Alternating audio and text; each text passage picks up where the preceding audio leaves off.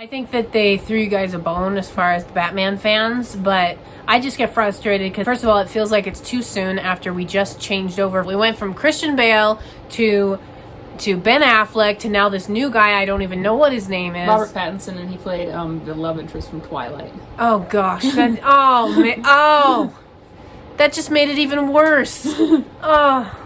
You didn't know that? No. That was all over the news. Oh, that's just, you guys saw it here first. My live reaction to that news. Oh my God. This should be the little tag at the beginning of the video. Oh, no. Oh, just the No. Oh, that just is terrible. Alright, hey guys, welcome back to my channel. I am Warrior Woman 91 as usual, and I have here JesterBell back here to talk about Marvel, Star Wars, Disney, all the things that we like to talk about, and DC, because we have lots of things to talk about. But before we get started, please like this video, subscribe to the channel, ring the bell to get those notifications, and please just comment below and tell us what you think, because I'm going crazy and I need subscribers and all that good stuff, just like everyone else. Subscribers, she'll go crazy and we'll film it. Yes. You don't want to subscribe now. No, we need to subscribe. I'll go crazy and I'll film it if you guys subscribe. And please go and subscribe to Theresa's channel over at JesterBell and follow her on Twitter at Theresa Campagna, Campagna. I am going crazy. So today we're going to talk about Disney and all the different things that have been in the news and updating and everything, and we just came off of DC Fandom, so I don't really know where you want to start. Let's start with DC Fandom, because that was kind of the most recent. Well, I want to touch on that before it's like out of the news completely, and then we'll get into Disney and how they're handling the aftermath. So how was DC Fandom for you, because you watched it? Well, it wasn't I thought it was going to be a complete bust, because I thought that trying to stream it all day is going to completely backfire in DC. They have a really bad track record. I think that they're good at getting people hyped up for their stuff even if they don't deliver. So what they did was they actually pre-recorded each one of their panels so that they wouldn't have any technical difficulties and it wasn't live streamed. So it didn't implode that way. They had some good things there, like at least people were excited about the Batman trailer, and at least people were excited about some of the new video games coming up. But I think part of the problem, I was still seeing it seep through, and actually Proud Texan on Twitter touched on this, is that they kind of haven't found their identity when it comes to movies, and other people have said they have a fractured fan base. For example, they're going back to the Snyder Cut of Justice League, and they're really ramping that up and promoting that. But my problem is a lot of people hate the Ben Affleck stuff still, and a lot of people hate all this stuff that they've done. And so I'm like, okay, you're trying, because what I'm hearing is AT&T really is trying to appeal to the fans, unlike the old Warner Brothers, now that AT&T has bought Warner Brothers.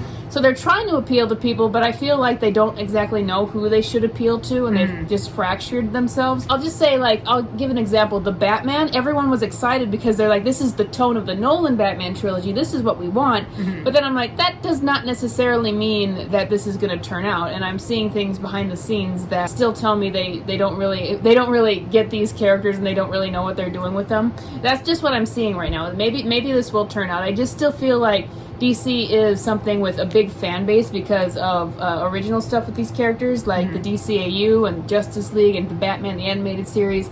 And they still have that fan base, and they can still really hype them up, and they can show them things that seem really exciting. But my problem is that they don't deliver on that a lot of the time, so some of the hype was empty for me, because I'm like, oh, this might look good, but what's the end result going to be? So my reaction to DC Fandom was, I'm a little bit lesser of a fan of DC, and it's been pointed out by guests on my channel before that the reason why is because Marvel is so big and it has so much authority in the theater space and in the movie and TV space versus DC, which doesn't have quite the following there, that I'm kind of biased in that area, and that's fine. I think DC hasn't been able to sell itself on the big screen since the Nolan trilogy. I think the exception to that would be the Wonder Woman movie, and hopefully the sequel turns out to be as good as the original. But my problem is they opened it up with Wonder Woman, with the Wonder Woman panel, with the new trailer and all this stuff, and I was super excited for that, and then that wasn't very long. That's all you got, and then I just completely fell off after that because there's nothing else that appeals to me besides Wonder Woman. I thought that it was a success in the sense that you had a great Wonder Woman panel, you had a lot of people that were interested in that and a new trailer, but that was really the only newsworthy item that had to do with movies. That and the new Batman trailer, which I was not impressed with at all. I disagree with Theresa entirely. I thought it was a terrible rendition of Batman, but I haven't seen much of it outside of that one trailer. I wasn't impressed with it at all. I do think that DC is successful with its video games, and I have a friend who is very involved with DC video games who was wildly satisfied with the DC video game scene and everything that they've been putting out. Very excited and passionate about what they're doing over there. So those are like the two successes they have, but everything else, the movies, the Justice League stuff, everything, people were really, really unhappy with that, as Theresa said, and so I've just not been happy with it, and I didn't watch any more of the DC Fandom. Yeah, if I can just defend myself for a minute, I did my own separate video on the Batman trailer, if you want to check that out, and what I said there is I actually did not like Batman himself in the trailer, and I also said this, I can see where Kelly's coming from, because at the same time, I was like, well, I'm interested in what the Riddler's going to be in a more serious universe, because they usually treat him like a joke, but at the same time, I was kind of feeling like, is this just going to be Batman Begins all over again? Like, are we going to get another, do we need to do another origin story where he meets characters for the first time? So I feel, like I said, I understand it. Here's why people are excited, because it's kind of the same thing when people saw Joaquin Phoenix's Joker. Even though it wasn't going to be a comic accurate Joker, it was in the spirit of a more serious, dark Joker, as opposed to Jared Leto, who had just come before that.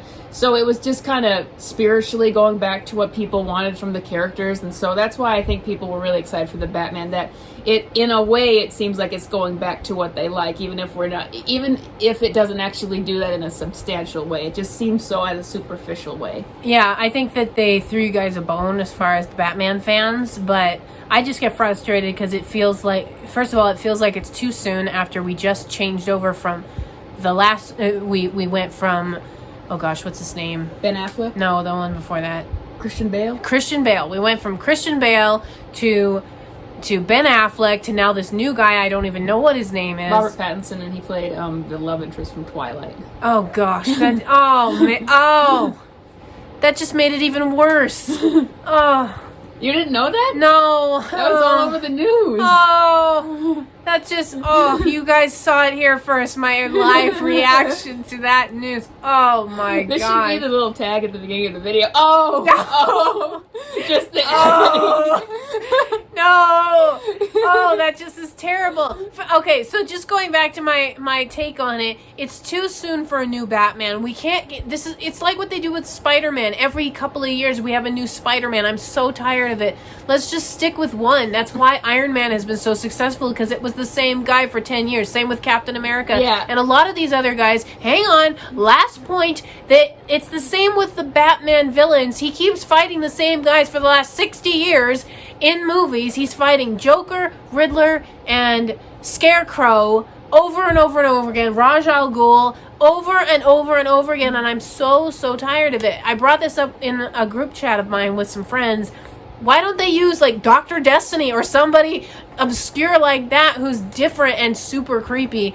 I don't know. That's my take on it. What did you want to add? Well, Kelly is the prime example of what I'm trying to get at with DC Fandom. It's a lot of, I don't want, maybe superficial's too strong. It's a lot of hype for like the core DC fans. The fans who are very tied to some of these properties that they can very easily be excited even if they've been slighted before. But to someone who's just a little more passive. Yeah, a little bit more casual. Yeah. Then they're not going to get into it, and that's what I wanted to note. The Wonder Woman trailer, it did not get that many views compared to a regular trailer, and it's not because people don't like Wonder Woman, but the regular people who are just like, oh, Wonder Woman, I'll go see that movie. They're very tuned out right now. Yeah. DC Fandom might have seemed like it did get a huge amount of viewers, but I think that it was a success more so just, you know, on a superficial level with its fans, but DC, in terms of maybe more the mainstream who aren't already sold on it, I think it really is still struggling. And to have them, you know, say that they're now going to do a multiverse where Ben Affleck is still going to appear in one property and now they're going to have a new Batman and all of that, I think that they're just going to convolute it for regular people, and so I still don't think they're back on track yet. So with that, I want to say that we're going to switch over to Marvel now, and Marvel, everyone was, at least the DC fans were criticizing, like, ha, you didn't do this first, DC is smarter than you should have done something to hype this up. And, you know, maybe they were a little smarter, maybe where they were like, well, let's see, you know, let's wait till we have something to actually show. Let me just jump in there, because I really do think that sometimes less is more, and sometimes not jumping out there with a big thing when you're not ready for it is better than jumping out there with a big thing and having it flop.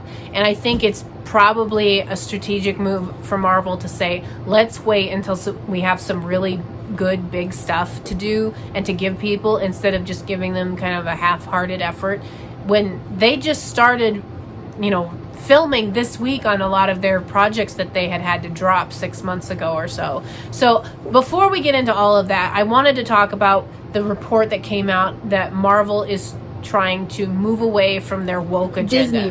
Disney as a whole. Which encompasses Star Wars and Marvel and all of that. Correct. So can you kind of explain to the audience what was that whole article? What did that say? What's the deal with that? So this comes from a YouTuber. I'm not going to repeat his name because it's a little inappropriate name. He's in kind of the same circle as that Star Wars girl and all these people where they're not in favor of the, you know, Disney Star Wars changes, making all that. Some of these YouTubers do have sources behind the scenes, and so sometimes they're worth listening to. Now, he did this video saying that one of his top sources, one who has, you know, been the most accurate to him before, is telling him of the changes that Disney is making, especially in the wake of the coronavirus, to try to win back the fan base and find the best way they can maximize profit after they're losing so much money for the coronavirus. And it was written up in various articles, this rumor, and so I think we'll get into it. I think there's a strand of truth here, but I think a lot of it sounds too good to be true. For example, so what are the issues though? What's the problem with Disney's wokeness? Well, the problem is they do it. First of all, I just want to say that sometimes when you are promoting a certain agenda, it doesn't necessarily mean it has to ruin anything or that it has to be badly written. For example, Jon Stewart Green Lantern, this is going back to DC, he was created because they wanted some more diversity in their superheroes, but then the writers... You can get the command of, make a black superhero, and then you can write it, and you can write a really good character if you take on that. The problem with Disney's wokeness is it's very superficial, and it's kind of done just to do it and to kind of virtue signal, and I think kind of to cover up some of the problems that go behind the scenes in Disney and Hollywood. And here's a good example. Finn in Star Wars was brought on specifically because they wanted a black character to be one of the trio in the new Star Wars trilogy. And then even though they started out with a kind of interesting story that Star Wars girl talked about this in a recent video of hers, he was the most interesting character because he was a stormtrooper who defected. And they completely sidelined his story and turned him into essentially the token black character who had literally no role in the third movie other than to run around and scream Rey all the time. And so, like, that's a great example of we desperately needed that black character in there, but then they didn't write anything for him.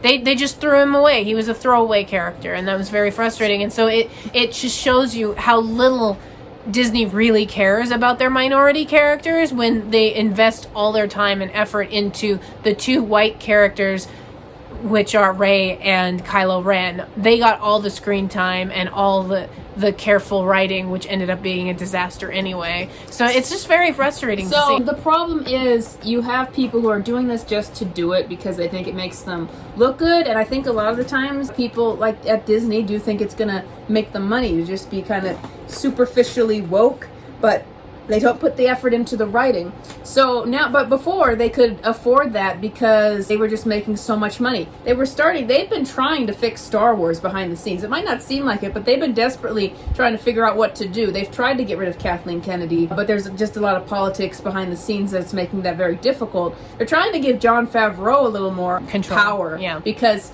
like The Mandalorian or not, people did react better to that, so that's why they're trying to give him more power. But anyway, coronavirus is hitting Disney, and it's hitting them at the worst points, which is financially. Financially, but I mean the Disney parks. They make so much money from the Disney parks, and they're shut down. So now, where I think there's truth to this rumor is saying, like, they're telling people like Taika Waititi, who's made pot shots at fans before, who are angry with some of the things he's done. They're telling them to cut back on being confrontational and to cut back on getting into, petty little fights.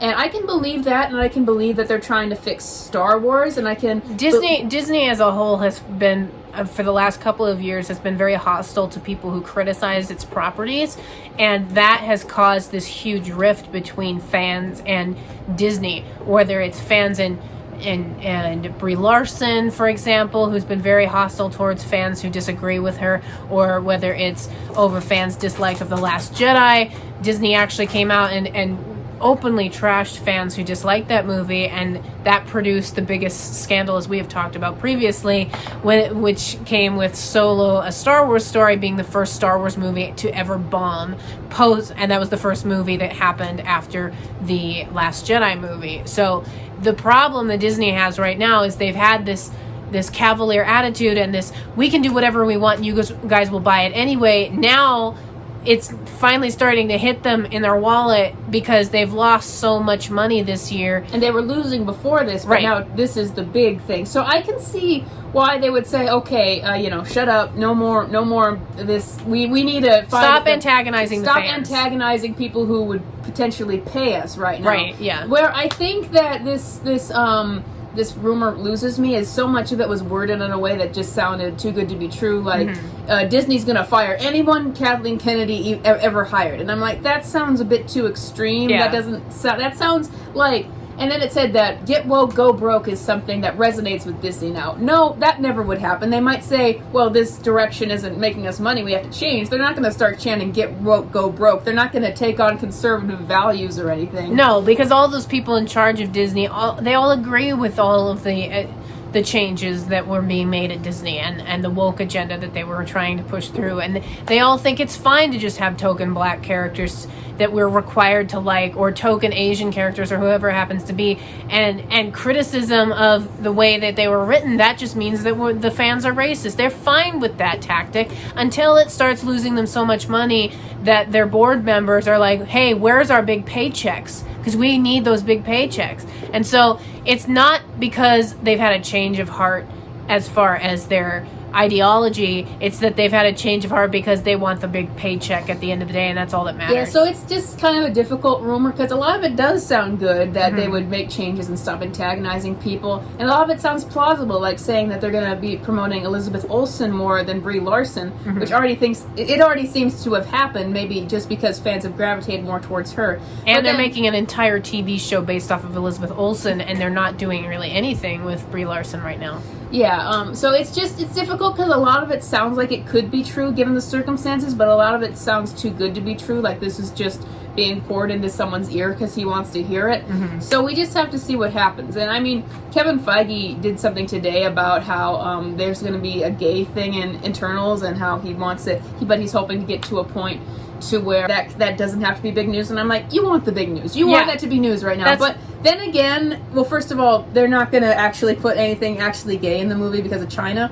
Second of all, a lot of people need to understand, even if changes are taking place behind the scenes, that still means we're going to be left with a lot of stuff that was in production before all this happened. And so it might take you a while to see those changes. Yeah, it's going to be a bit. And then they might see that their stuff sells, like the stuff that was already in production selling, and then they might change course again later on. So we just really don't know if this is actually going to have a long-term effect that we'll really be happy with down the line. But to wrap up this video, I wanted to talk about what do we have in store for the future with Marvel. At the time that we're recording this video, Disney just started filming Falcon with and Marvel. Winter Soldier. Falcon and Winter Soldier just started filming again after having been put on pause since March. They just started filming again this week. So where do we stand with Falcon and Winter Soldier? I did see that they had a new piece of art showing their suits for the new TV show. Do you think that we're going to see Falcon and Winter Soldier in 2020? When do you think the trailers are going to come out? That kind of I thing? think they're going to try to get it out as soon as possible because, well, I'll tell you at their Disney conference, their earnings conference, I can't remember what it's called, but the CEO was talking to the press, and the press said, do you think that Disney is going to be able to continue to compete with Netflix or anything like that in the future?